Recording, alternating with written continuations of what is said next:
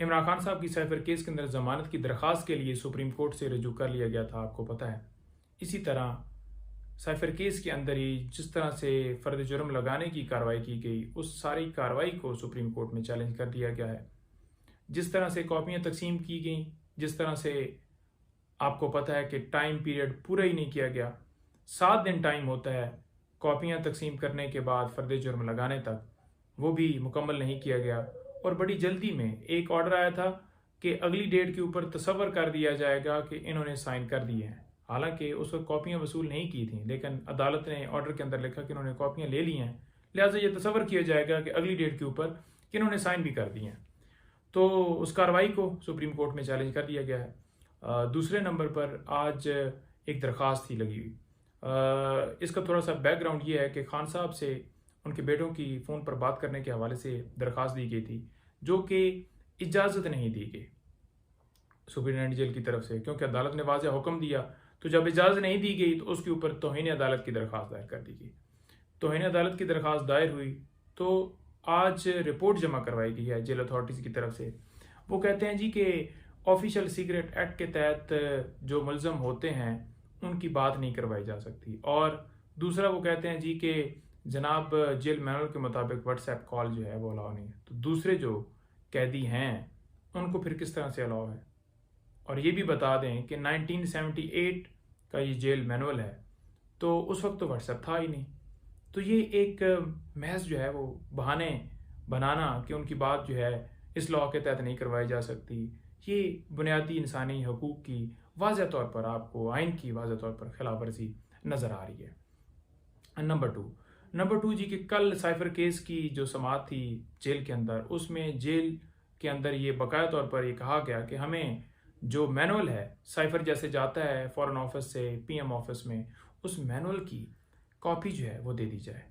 तो वो कहा गया कि खुफिया है जी, वो नहीं दी जा सकती। मिनट्स ऑफ मीटिंग मांगे जाते हैं, वो कहा गया जी खुफिया है। यानी कि ट्रायल खुफिया चलाया जा रहा है, गवाह खुफिया हैं। कोई लॉ जिसके ऊपर आप डिपेंड कर रहे हैं, जिसके ऊपर आप केसेस का हवाला दे रहे हैं, तो वो जो है अगर लॉ मांगा जाता है या उसके हवाले से कोई डॉक्यूमेंट मांगा जाता है तो उसे भी आप खुफिया कह रहे हैं। आपने कभी देखा कि कोई कानून जो है वो भी खुफिया हो?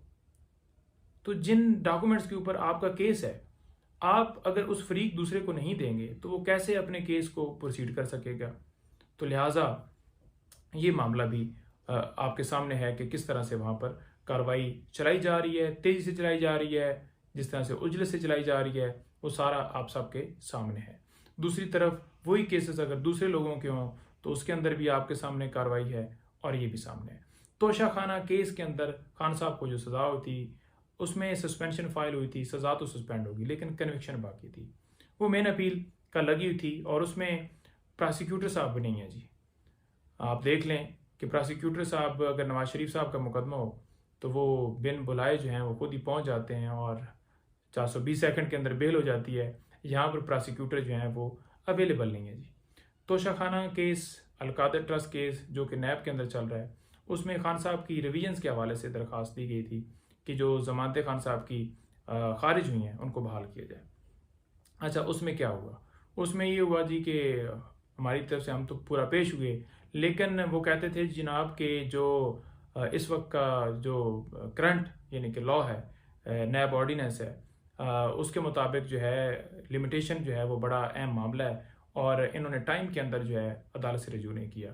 दूसरी तरफ अगर 4 साल बाद भी बंदा आ जाए तो वो टाइम पर है और हम टाइम पर नहीं है अगर 25-30 दिन के बाद अगर रिवीजन फाइल की गई है। तो अदालत ने ये कहा है कि ये तो कह रहे हैं कि जो करंट ऑर्डिनेंस है उसके मुताबिक जो है बिल्कुल जो है वो लिमिटेशन वाला मामला नहीं है, यानी कि हम तो लिहाजा उन्होंने कहा कि लॉ मिनिस्ट्री से वो ओरिजिनल जो है कॉपी मंगवाई जाए ताकि ये क्लियर हो जाए। अब अगली मंगल के लिए ये डेट फिक्स हुई है, तो उसके ऊपर देखते हैं फिर आगे क्या फ़ैसला आता है जी। बहुत शुक्रिया, थैंक यू।